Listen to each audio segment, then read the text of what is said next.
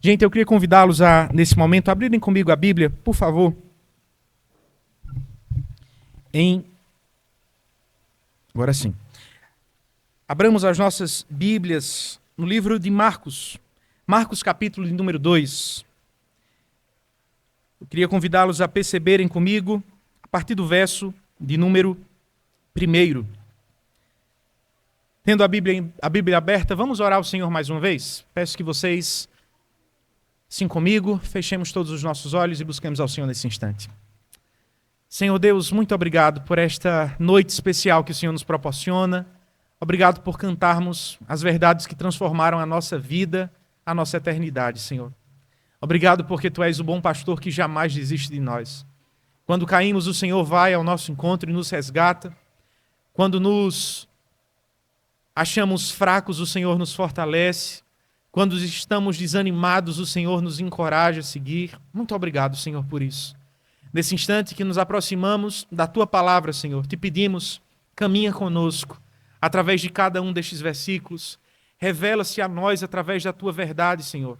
Que o Teu Espírito Santo atraia os nossos corações, a nossa atenção, Deus, os nossos sentimentos, a nossa mente, o nosso intelecto, todo o nosso ser, para que possamos ser alvos da Tua voz nesse instante.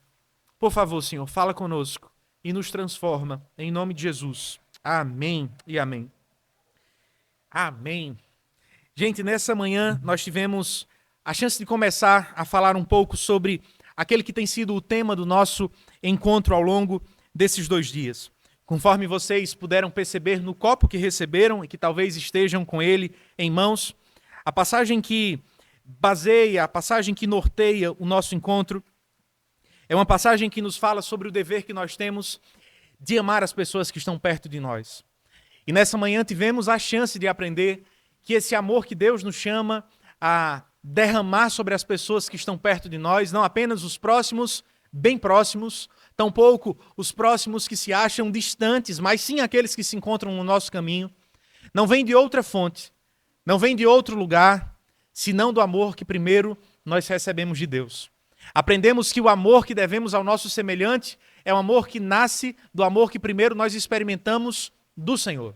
Podemos dizer que o amor que Deus tem por nós, portanto, é antecedente e o nosso amor por qualquer outra pessoa, seja perto ou seja de longe, é uma consequência natural disso. Precisamos conhecer e desfrutar do amor de Deus para que então nós possamos transbordar e externar este amor que transforma vidas, este amor que impacta histórias, este amor que muda radicalmente realidades.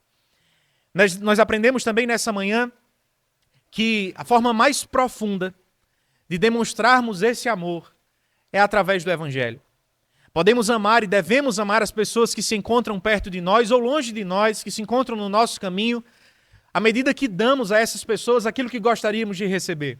Falei a vocês sobre pessoas que, como nós, amam se encontrar com a barriga cheia. E amar significa partilhar alimento com aquelas pessoas que se encontram com a barriga vazia. Falamos também que nós amamos estar cheirosos. Espero que todos aqui amem, viu? E amar significa desejar que outras pessoas tenham também condições de se achar assim. Nós sonhamos que as nossas famílias possam viver bem, tranquilamente, vidas tranquilas e estáveis. Amar significa partilhar isso, ou fazer com a medida de todos os nossos esforços para que outras pessoas desfrutem da mesma realidade. Por mais que todas essas sejam verdades, o fato é que nós jamais conseguiremos amar como o Senhor Jesus nos pede para que amemos, nos ordena amar, se o nosso amor ficar restrito apenas a essas expressões que mencionei a vocês. Afinal de contas, a forma mais profunda de amor para com os nossos semelhantes é quando nós amamos direcionando pessoas ao encontro transformador com Cristo Jesus. O texto que baseia o nosso encontro ao longo desses 2 dias diz que não há forma mais profunda de amor do que quando nós entregamos a vida pelos nossos amigos. Nós encontramos na Bíblia, no texto que pedi para que vocês abrissem as Bíblias, em Marcos capítulo 2, uma história que tem tudo a ver com essa descrição, com este versículo que é tema do nosso encontro nesses dias. Nós encontramos a história de amigos, história de pessoas que entregam de forma sacrificial, de forma visionária, de forma apaixonada, de forma cheia de fé, as suas vidas, para que o seu amigo pudesse ter um encontro transformador com Jesus. E é sobre isso que nós vamos estudar nesta noite. Eu quero convidar você a ler comigo Marcos capítulo 2, verso 1 até o versículo de número 4 inicialmente. Dias depois entrou Jesus de novo em Cafarnaum, e logo ocorreu que ele estava em casa. Muitos afluíram para ali, tantos que nem mesmo junto à porta eles achavam lugar e anunciava-lhes a palavra. Alguns foram ter com ele, conduzindo um paralítico, levado por 4 homens. E não podendo aproximar-se dele por causa da multidão, descobriram o eirado no ponto correspondente ao que ele estava, e fazendo a abertura, baixaram o leito em que jazia o doente. Até aqui, irmãos. Esse texto acha-se presente em uma passagem, em um cenário de Marcos, onde Jesus estava avançando o seu ministério, pregando em várias cidades, em vários vilarejos. E por mais que Marcos ainda esteja nos seus primeiros capítulos, o fato é, conforme nós podemos perceber à luz do contexto imediato, que Jesus àquela altura já era bastante conhecido. Jesus fez de Cafarnaum uma cidade que era reduto de muitos pescadores, era um lugar central no comércio daquela época, onde passavam-se muitas caravanas, pessoas que estavam indo e voltando em direção a diferentes cidades daquela região. Jesus escolheu Cafarnaum para ser a base do seu ministério. Não é à toa que quando lemos os evangelhos, conforme Marcos, por exemplo, percebemos que constantemente é nesta cidade, nesta tão importante cidade, que Jesus se encontra. É na cidade de Cafarnaum, por exemplo, que achava-se a casa da sogra de Pedro. Conforme os versos anteriores a esses que lemos, é nesta casa que Jesus faz um grande milagre. A sogra de Pedro estava enferma e Jesus, ao se aproximar daquela mulher, rapidamente restaura as forças desta senhora. Traz vitalidade a ela. Mas não apenas isso, o texto nos informa nos versos anteriores a esses que lemos, texto que se acha no capítulo 1, que foi na porta da sogra de Pedro. Foi na porta daquela casa que uma grande multidão afluía a fim de ouvir e, quem sabe, ser alvo dos milagres de Jesus. As pessoas estavam animadas com a ideia de que um homem poderia fazer aquilo que nenhum dos líderes religiosos de seus dias era capaz de fazer. Muitos estavam também animados com o ensino que era disruptivo, um ensino que quebrava com os paradigmas de sua época, um ensino que se mostrava muito diferente do ensino baseado em tradições humanas, em princípios humanos, por exemplo, o ensino que os fariseus, os saduceus e os escribas ensinavam. Conforme os próprios evangelhos relatam, Jesus ensinava como quem tem autoridade.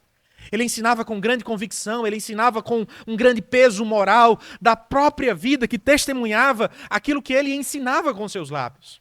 Pois bem, Jesus era um fenômeno naqueles dias. E se uma grande multidão afluiu para aquele lugar no capítulo 1, depois de um breve período de retiro espiritual a fim de buscar o Senhor, a fim de orar, caminhando em dependência de Deus, o texto nos informa que Jesus volta a Cafarnaum. E não demora muito para que novamente as multidões afluíssem para aquele lugar. É neste exato ponto que o versículo 1 do capítulo 2 nos é apresentado. Dias depois, ou seja, dias depois de tudo isso, dias depois desses milagres, como por exemplo fora a cura de um leproso, como foram as outras curas, como foi a restauração da sogra de Pedro, depois do retiro espiritual que Jesus teve, dias depois, Jesus entrou de novo em Cafarnaum e logo correu que ele estava em casa. Os burburinhos poderiam ser ouvidos, o Galileu se aproxima, ele se acha novamente na casa da sogra de Pedro, ele acha-se perto de nós, vejamos, vamos, caminhemos juntos em direção àquele lugar. Como vocês acham que ficou a casa daquela mulher, como ficou a frente daquele lugar? O texto nos fala, verso 2, que muitos afluíram para ali, tantos que nem mesmo junto à porta eles achavam lugar e anunciava-lhes a palavra. Algo interessante que nós precisamos parar e pensar neste momento. Jesus ele sempre fez da pregação do evangelho a prioridade de seu ministério. Por mais que curasse pessoas, por mais que desse vista a cegos, por mais que restaurasse leprosos, sempre a palavra de Deus foi a prioridade do seu ministério. Os milagres, os sinais que fez, eram apenas setas que apontavam para a verdade da pregação que ele declarava com seus lábios. Os milagres eram formas de atrair as pessoas e chancelar a pregação que ele entregava aos seus corações todos os dias. E por que Jesus fez isso? Porque Jesus entendia, ele tinha como pressuposto aquilo que nós também deveríamos ter em nosso coração, que a maior necessidade de toda pessoa à nossa volta, seja rica, seja pobre, seja novo ou seja velho, seja homem ou seja mulher, não é de ordem social, não é de ordem econômica, não é de ordem física, mas é de ordem espiritual. E para esse grande problema, há somente um remédio, há somente uma cura, há somente um canal de graça. Esse é o Evangelho do Senhor Jesus Cristo, que é poder de Deus para a salvação de todo aquele que nele crê. É por isso que Cristo aproxima-se daquelas pessoas, faz da frente daquela casa, que ao certo não sabemos como era, não sabemos o seu tamanho, faz da frente daquela casa o seu púlpito, a sua plataforma de ensino e proclama o Evangelho mais uma vez. Eu peço que vocês tentem imaginar o cenário por um breve momento na cabeça de vocês. Imaginem um lugar cercado por muitas pessoas. Imaginem cotovelos sendo dados um no outro. Imagina a promoção aqui no Gonçalves. Imagina que a picanha de 40, de 50, de 60, eu nem sei quanto está, gente, a picanha. Deve estar cara, né? Está um bocado. Imagina que a picanha, pastor Luiz, fica R$10. O que é que a gente ia fazer agora? Eu e o senhor, a gente ia correr lá, meu amigo, dividindo no cotovelo aqui, quem pegava o primeiro pedaço de picanha. Não sobrava um, a gente se acotovelaria, a gente empurraria um ao outro, ficava um desespero, a notícia se espalharia. Pois bem, era esse cenário que achava-se em Cafarnaum. Afinal de contas, não era algo simples como uma picanha. Eram mortos que estavam voltando à vida. Eram leprosos que estavam sendo curados, eram cegos que estavam sendo restaurados, eram mulheres com fluxo de sangue que estavam recebendo cura que lhes parecia ser algo impossível. Conseguiram imaginar o cenário? A temperatura deste ambiente? Pois bem, irmãos, em meio a esse cenário de grande expectativa, de cotovelos sendo postos um ao lado dos outros, pessoas se empurrando, pessoas clamando pelos seus próprios pedidos, que o versículo 4 surge diante de nós. Ou, versículo 3. Alguns foram ter com ele, conduzindo um paralítico levado por 4 homens. Esse texto nada nos diz acerca do nome do paralítico. Esse texto também nada nos diz acerca do nome desses 4 homens. O que sabemos é, com base nesse texto, em primeiro lugar, naqueles dias não existia lei do PCD. Não existia vaga preferencial. Não existia espaço no culto preparado para alguém que tivesse alguma limitação física. Logo, este homem não teria acesso privilegiado a Jesus. Esse homem não teria um caminho especial reservado para ele e para os seus 4 amigos. Tente imaginar o cenário de uma grande multidão que se acotovela a fim de encontrar salvação, de encontrar cura, e aqueles 4 homens segurando um pesado paralítico. O texto diz que ele era paralítico, mas nada nos informa quanto ao seu peso. Nada nos diz que ele era leve, possivelmente pesado, gente. E esse é um detalhe importante que vai fazer sentido mais na frente. Não sabemos o nome deles, sabemos que eles não tinham privilégios na época, não havia esse costume naqueles dias, mas sabemos que aquele homem paralítico, que por isso era desprezado pelos seus, excluído da sociedade, vivendo à mercê da generosidade alheia, ele tinha 4 verdadeiros amigos. Ele tinha 4 pessoas que se importavam com ele de verdade. E esses 4 homens, mais este paralítico, possuíam diante de si um grande desafio. Como nós haveremos de levar o nosso amigo até Jesus? Eu penso que se ele se parecesse com muitos de nós, muitas vezes, esses homens, eles haveriam de pensar o seguinte: está engarrafado hoje, vamos dar meia volta, quem sabe voltar em outro dia. Quem sabe eles tivessem desistido, estivessem abandonado a ideia, voltado para casa. Mas o que é que acontece, irmãos? Veja o verso de número 4.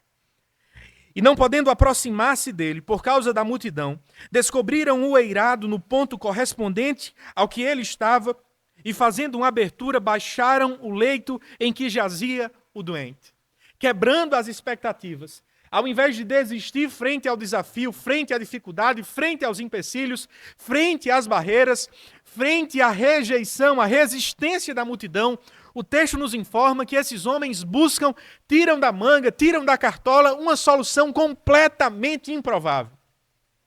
Eles arrumam uma escada, cravam a escada na lateral da casa, sobem no telhado, eirado era o telhado da época, e então fazem algo impensado, gente.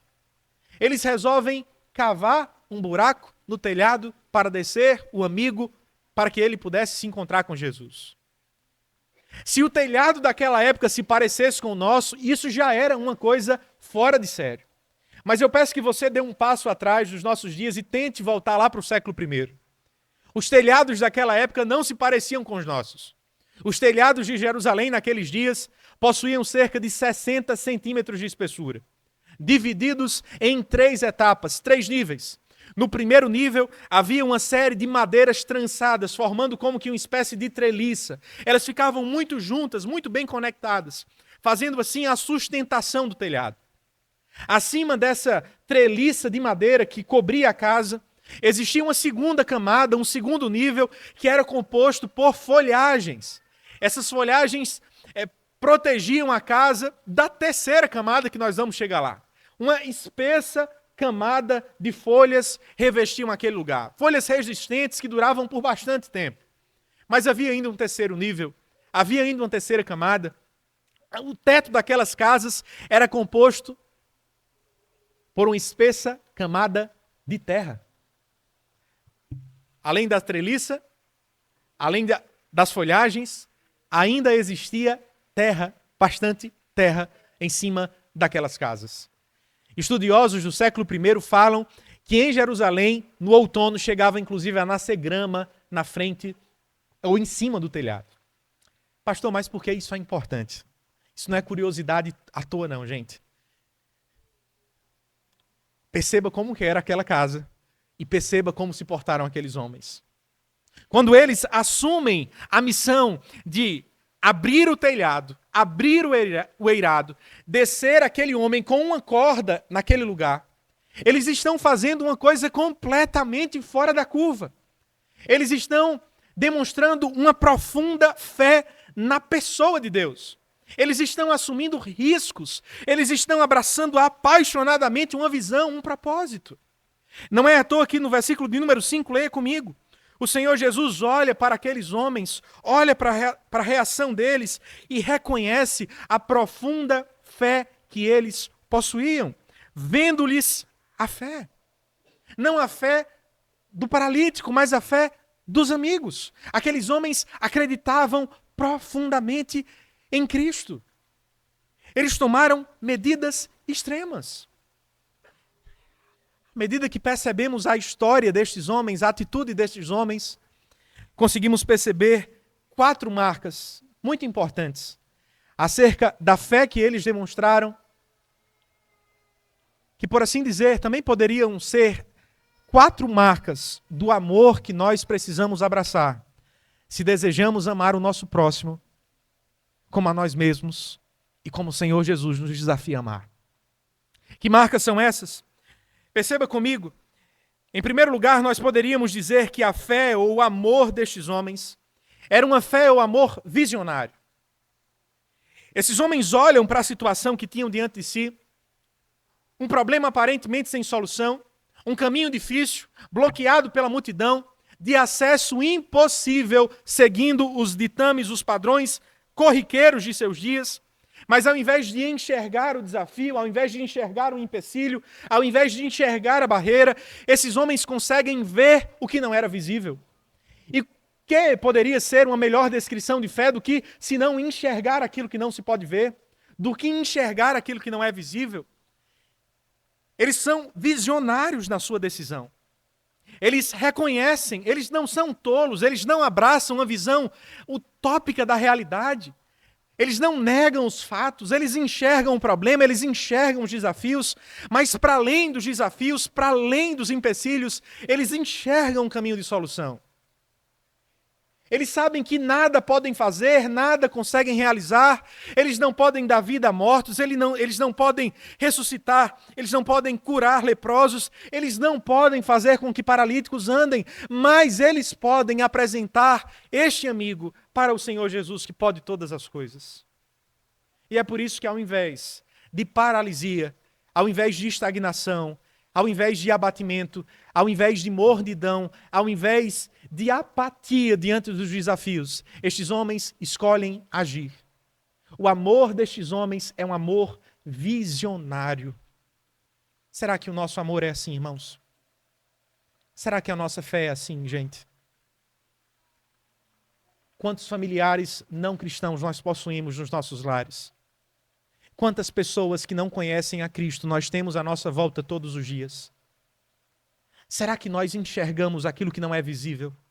Será que nós conseguimos contemplar aquilo que não se pode ver com olhos humanos, da carne, mas pelos olhos da fé apenas?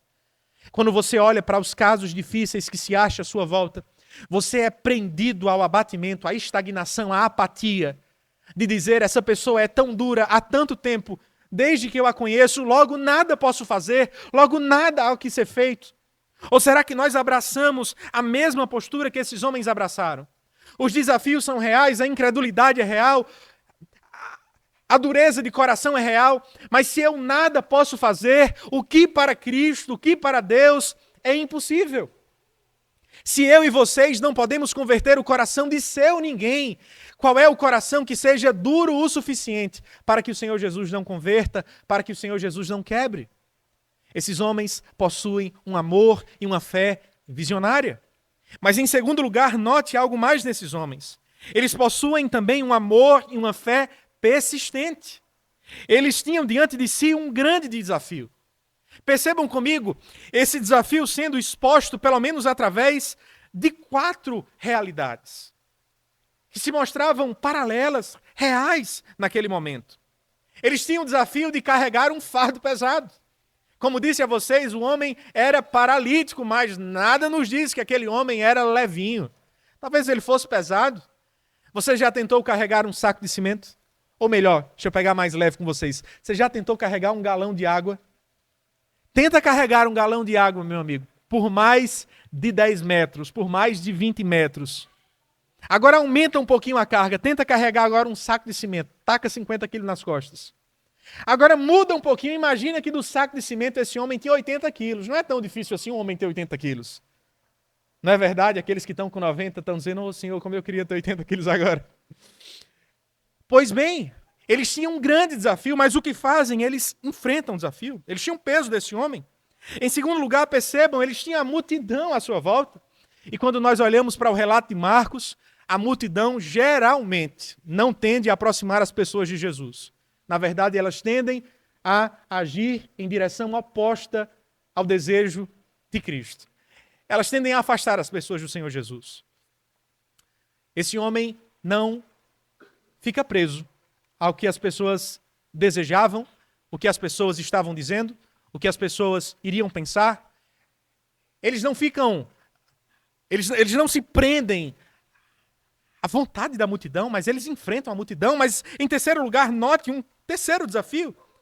Eles tinham o desafio de subir no telhado, gente. Pegar a escada, enfrentar o desafio. E, por último, eles tinham o desafio de descer o paralítico.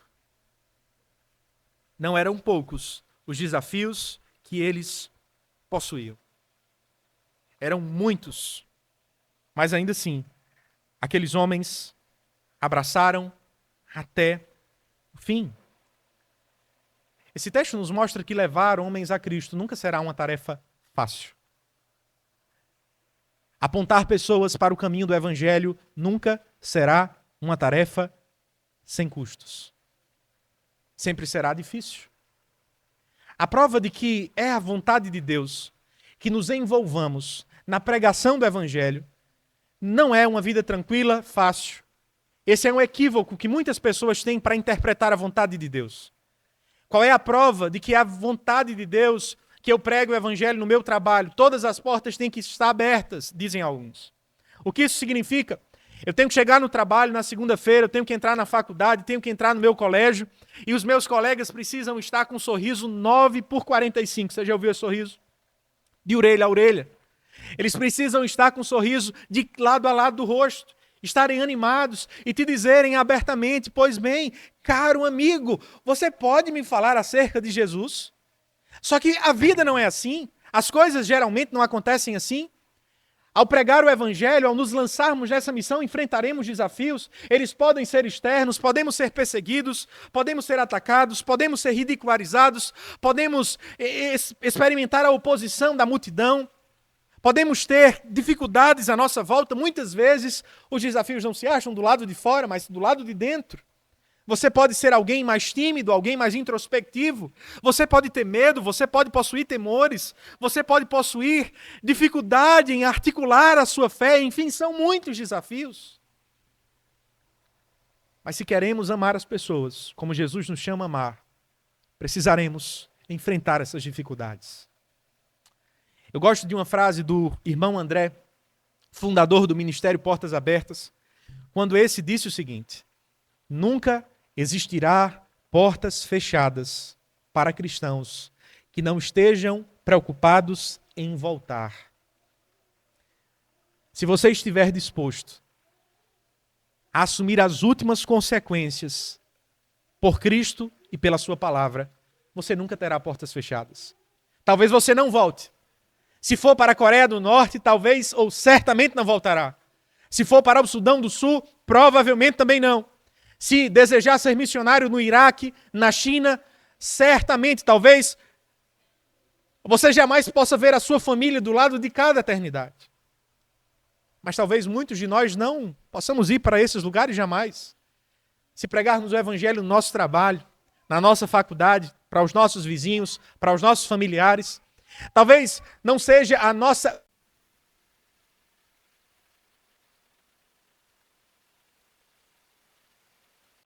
Olha, agora sim, finalmente achei um...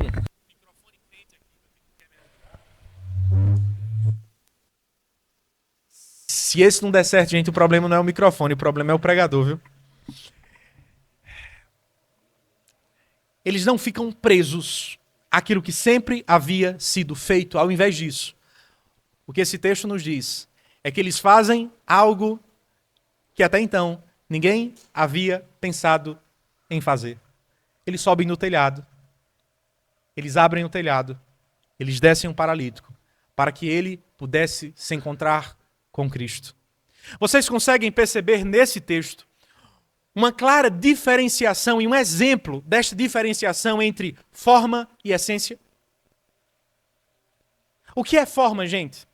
Forma são estratégias, forma são mecanismos, formas são caminhos que nós podemos utilizar ao longo da caminhada para levarmos pessoas a Jesus. Eles poderiam levar aquele homem a Jesus através do contato direto ali com a multidão, abrindo a porta, se acotovelando e levando aquele homem até a presença de Jesus. Mas eles não utilizaram essa forma, eles não utilizaram essa estratégia. Eles escolheram a estratégia do telhado. Eles abriram aquele caminho, foi algo inovador, foi algo criativo. Mas qual é a essência? A essência é levar pessoas a Jesus. Eles teriam feito isso por terra ou poderiam ter feito isso pelo teto. E foi o que fizeram. A estratégia mudou, a forma mudou, mas a essência permaneceu sendo a mesma. Nós deveríamos ser um tanto mais criativos se de fato desejamos levar mais pessoas a Cristo. Talvez nos falte isso. Talvez nos falte a criatividade destes homens. E por que nos falta, irmãos? Porque nenhuma daquelas pessoas pensou em fazer o que aqueles homens fizeram. Eu gosto da citação de certo comentarista, quando ele diz o seguinte: a resposta para a ausência de atitude daquelas pessoas é simples. Eles não confiaram tão apaixonadamente e amaram a Jesus como os quatro. Uma fé que verdadeiramente confia que Jesus é o único caminho será criativa. Quanto mais apaixonados estivermos por Jesus, mais queimaremos os nossos neurônios a fim de pensar quais estratégias, quais portas abertas Deus tem dado em meus dias para que eu leve pessoas ao conhecimento verdadeiro de Deus. Vocês querem exemplos de pessoas que usaram todo o entendimento para levar pessoas ao conhecimento da verdade? A história da igreja está cheia de bons exemplos. Por exemplo, nós podemos falar sobre o apóstolo Paulo. O apóstolo Paulo escreveu 13 epístolas. Paulo era um único homem, um único pregador, uma única voz, tinha uma única boca. Mas ele escolheu escrever 13 cartas, para que por mais que ele não conseguisse estar em 13 lugares ao mesmo tempo, as suas palavras pudessem alcançar muitas pessoas, mesmo sem a sua presença. A história caminha, e depois do apóstolo Paulo, nós encontramos no século XVI, após a invenção da imprensa de Gutenberg, Martinho Lutero lançar mão desse instrumento, a fim de fazer com que a palavra de Deus, que antes precisava ser escrita manualmente, você já pensou no tempo que isso demora? Agora pudesse ser impressa e desta forma espalhada por toda a Europa, para que o maior número de pessoas pudesse chegar ao conhecimento de Deus.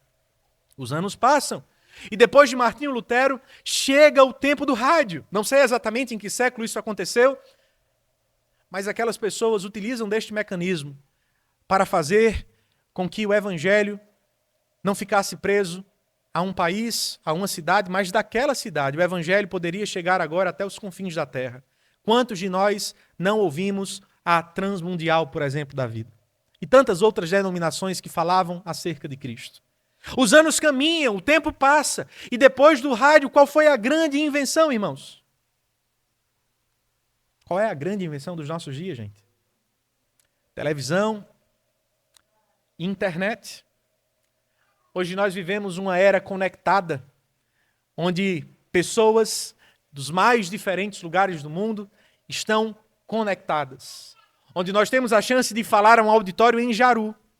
Mas essa mensagem pode chegar na China, pode chegar no Japão, pode chegar em Porto Velho, pode chegar em João Pessoa, pode chegar em Santa Catarina. Não há fronteiras para a pregação do Evangelho. Há uma única pregação, há um único pregador, mas nós podemos alcançar diversas pessoas ao mesmo tempo. Por que esses exemplos que trago a vocês? Eles mostram que os mecanismos, as formas podem ser muitas, mas a essência é uma única. A mensagem não muda. Diferentemente do que dizem falsos pregadores dos nossos dias, a Bíblia não precisa ser atualizada, o Evangelho não está sujeito a mudanças, a acréscimos, a upgrades. Não, isso não existe. A mensagem é uma única desde Paulo, desde Moisés, desde que o mundo é mundo. Mas a forma como nós a transmitimos, isso sim pode mudar, deve mudar, precisa mudar. Seria um desperdício Martinho Lutero dizer, Gutenberg, muito obrigado pela tua imprensa, deixa eu continuar aqui escrevendo com minha mão a palavra de Deus, para que eu possa distribuir aos moradores da minha cidade, de um a um, até que finalmente eu consiga alcançar a Alemanha. Vocês acham que a reforma teria tido o impacto que teve se essa tivesse sido a estratégia de Lutero? A pergunta é, será que nós somos criativos em nossos dias? Vocês, como jovens, deveriam assumir e abraçar essa responsabilidade. Deus lhes vocacionou com tantos talentos que eu não possuo. Que o pastor Eduardo, que o pastor Luiz, que o pastor Alexandre, que o seminarista Alessandro, pastor Robinson, nós não possuímos, nós não temos. Mas vocês possuem, vocês têm. Deus deu a vocês inúmeros dons que nós não temos, habilidades que nós não conseguimos ter, desenvolver. A pergunta é, o que nós faremos? Durante parte da minha vida, quando ainda morava em João Pessoa, estava na faculdade, depois no seminário, Deus me mostrou uma estratégia que fazia muito sentido naqueles dias. Todos os dias eu pegava o ônibus lotado, gente. Não tinha lugar nem para enfiar o pé. Se você enfiasse o pé e tirasse, o risco era ter que ir do caminho do seminário ou do caminho da faculdade até casa com o pé levantado, só com o outro no chão. Eu percebi que eu convivia diariamente, pelo menos pegando 2 ou 3 ônibus por dia, com cerca de 300 pessoas. Não sei exatamente quantas pessoas agora têm um ônibus lotado, mas talvez fosse isso, 300, 350 pessoas. Eu poderia ir da minha casa até o seminário, até a faculdade e voltar em silêncio. ou eu poderia falar de Cristo para aquelas pessoas que estavam perto de mim. Eu fiz uma conta por alto, quantas pessoas, depois de um ano de pregação, eu tinha feito. Naquela época eu não pregava de púlpito, eu não tinha acesso ao púlpito da igreja, era um estudante. Mas acreditava que ao longo do ano, talvez eu tivesse pregado mais, para mais pessoas, do que talvez muitos pastores. O que eu paguei para isso? O que eu precisei fazer para isso? Que autorização precisei para desenvolver esse ministério? Nenhuma, irmãos. Nenhuma. Estava à minha disposição. A pergunta é: quais são as portas abertas que você tem à sua disposição? Escutei uma senhora falando o seu testemunho. Ela morava na África do Sul e, estando já de idade um pouco avançada, ela desejava continuar o seu ministério investindo nas novas gerações. Qual foi a estratégia que ela utilizou? Ela sabia falar francês. Então ela pegava uma Bíblia em francês, colocava-se na frente daquela escola e esperava o horário de saída dos alunos.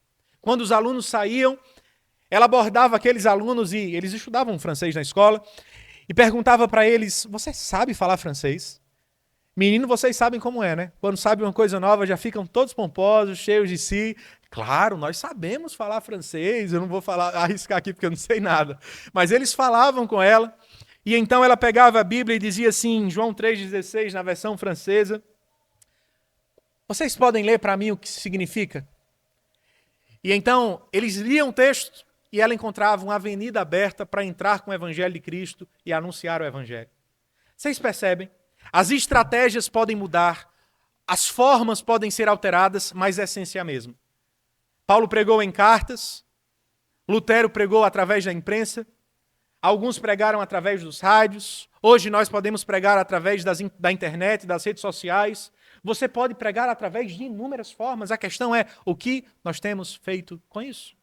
Em quarto e último lugar, perceba comigo, a fé destes homens era também uma fé sacrificial. O amor que eles tinham era um amor sacrificial. E aqui abro uma observação importante. Não há amor verdadeiro que não seja um amor sacrificial.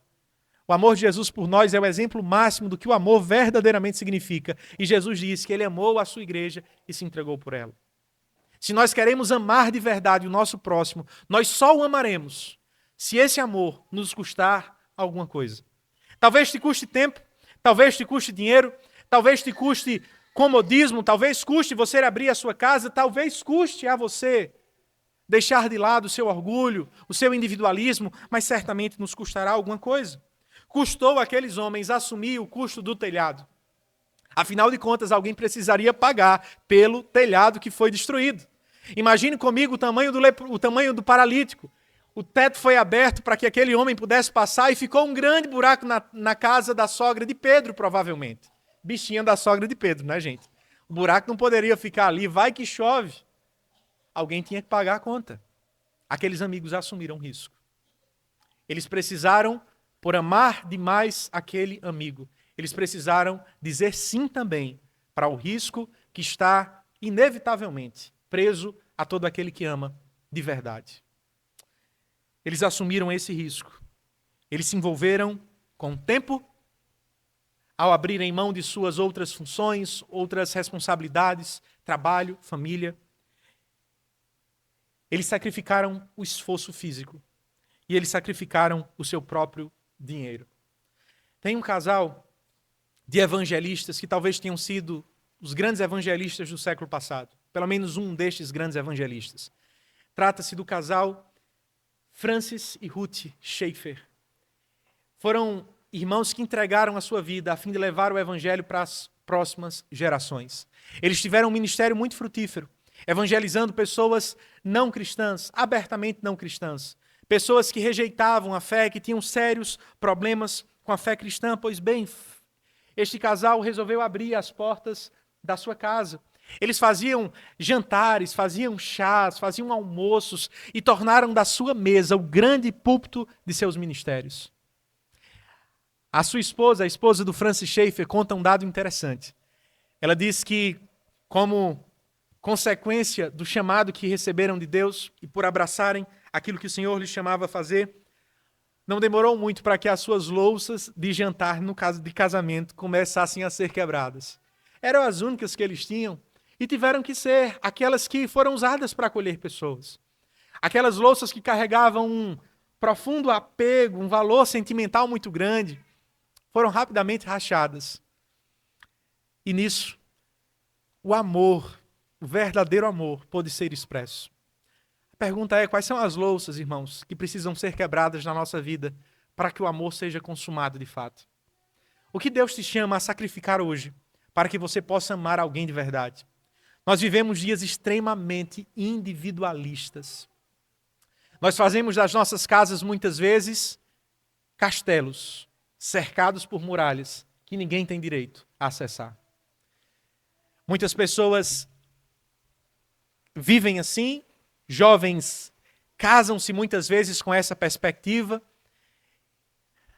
e talvez por isso nós sejamos tão pouco efetivos de tornar, como este casal tornou, nossas casas, os nossos lares, plataformas para o anúncio do Evangelho. O que Deus te chama a sacrificar hoje? O que Deus te chama a... Qual é o preço que o Senhor te chama a assumir? Talvez seja um preço de tempo. Talvez Ele chame você a dedicar tempo àquilo que realmente é importante para o reino de Deus. Quem sabe seja esforço. Nós precisamos amar a Deus com todo o nosso coração, com toda a nossa alma, com todo o nosso entendimento e com toda a nossa força. Porque frequentemente, quando nós olhamos para as nossas igrejas locais, percebemos pessoas tão desanimadas no serviço. Eu não sei se é só lá em Porto Velho, pastor Luiz, mas de vez em quando a gente percebe esse desânimo, esse desencorajamento, essa falta de vontade de servir. Esses homens, eles olham para a missão, mas eles não suscitam desculpas dizendo é pesado demais, estou ocupado demais, estou atarefado demais, há muitas responsabilidades, tenho outras prioridades. Não, aquilo que há de mais importante para aqueles homens é levar pessoas a Jesus. Isso é também para nós aquilo que há de mais importante na vida. Qual é o nosso grande anseio? Qual era o nosso grande desejo? Se você tivesse a chance de se transportar para os últimos 10 minutos da sua vida, você estaria satisfeito com a vida que levou para Deus? Estávamos conversando, eu e o Dante, mais cedo, e falando na hora do almoço sobre as surpresas que a vida muitas vezes nos pega, fazendo com que aqueles que estão jovens ultrapassem as filas que imaginamos na nossa cabeça de prioridade para aqueles que vão morrer, e simplesmente aquele que menos esperava, de repente chega a sua vez, passa na frente. Se fosse a sua vez, logo em breve, se a sua vez chegasse nessa semana, se a sua vez chegasse ao longo dos próximos 10 dias, que arrependimentos você levaria para o túmulo? Irmãos, eu gosto da citação do pastor batista John Piper, quando ele diz isso para a vergonha e confrontação do seu e do meu coração, que a razão principal da existência do Instagram, do Facebook, do Twitter, do YouTube e de todas as outras redes sociais não será outra senão tornar claro para todos nós que a razão de não lermos mais a palavra, de não orarmos mais, de não pregarmos mais, de não servirmos mais, de não nos envolvermos na missão de levar pessoas a Jesus, não foi uma razão de falta de tempo, mas de escolha que fizemos ao longo da nossa vida. Quanto tempo, quanto dinheiro nós gastamos com coisas que não terão valor nenhum na eternidade, que ficarão no túmulo, gente. Eu não estou dizendo para você que você não deve investir nas boas experiências desta vida. Salomão fala em Eclesiastes que elas são dádivas de Deus e nós devemos desfrutar com um coração grato ao Senhor por isso. Mas elas não podem dominar o nosso coração. Nós não deveríamos amar mais os tesouros desta terra, a tal ponto de estarmos tão apaixonados por ele, para que a vontade do nosso Deus não tivesse mais peso no nosso coração. Mas frequentemente é o que nós fazemos. Talvez não falemos isso, mas na prática vivemos como se isso fosse verdade. O nosso tempo não diz que o Senhor Jesus é prioridade. O investimento que fazemos com o nosso dinheiro não fala que Jesus é o bem mais precioso que nós temos. A forma como nós gastamos o nosso vigor físico, jovens, não diz que Cristo é o nosso tesouro supremo. Talvez diga outras coisas, mas não que Cristo vale mais do que todas as coisas do mundo. Nós só seremos criativos, persistentes, viveremos vidas sacrificiais em favor de outras pessoas, quando os nossos corações se encontrarem saturados pelo amor por Deus, por Cristo, pelo Evangelho do Senhor Jesus. Qual foi o fruto do trabalho desses homens? Eu queria ler com vocês brevemente, verso de número 11 e verso de número 12. Perdão, verso 5, verso 11 e verso 12. O texto nos diz: filho, os teus pecados estão perdoados. Verso 11. Levanta-te, toma o teu leito e vai para a tua casa. Verso 12. Então ele se levantou e no mesmo instante, tomando o leito, retirou-se à vista de todos, a ponto de se admirarem todos e darem glória a Deus, dizendo: jamais vimos coisa assim. O que o amor que nós temos pelas pessoas tem gerado, irmãos? O que o nosso relacionamento com os nossos amigos tem produzido na vida deles? A dedicação destes homens pelo seu amigo fez com que ele fosse levado para mais perto de Cristo. Tivesse a sua eternidade transformada. Tivesse a sua vida, os seus caminhos alterados. A nossa influência produz isso, as pessoas que estão à nossa volta. Que o Senhor nos ajude, que o Senhor nos conceda graça e que Ele abra os nossos olhos para os paralíticos que se acham à nossa volta e que precisam do mesmo remédio que eu e você precisamos. Eles precisam conhecer a Jesus e serem transformados por Ele. Vamos orar ao Senhor nesse instante? Senhor Deus, nós te agradecemos porque Tu viestes ao nosso encontro. Tu fostes o grande amigo que não ficou preso ao Teu trono de glória, não se limitou à dificuldade imposta pelas multidões, mas de forma, Senhor, impensada até então, criativa, que parecia loucura para os homens, mas era a mais pura expressão do poder de Deus. O Senhor foi à cruz do Calvário e de forma sacrificial o Senhor se entregou em nosso lugar. Nós te pedimos, Pai, ajuda-nos a imitar a Ti.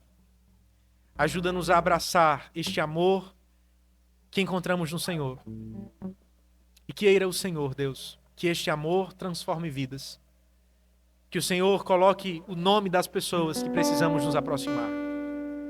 E que pela ação do Teu Espírito Santo possamos ter alegria, como tiveram aqueles 4 amigos, de ver os nossos amigos transformados.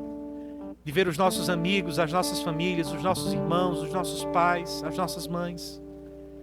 Deus, recebendo mais do que cura física, recebendo perdão de pecados, sendo chamados por Ti de filhos de Deus. Muito obrigado, Senhor, por tudo, em nome de Jesus. Amém.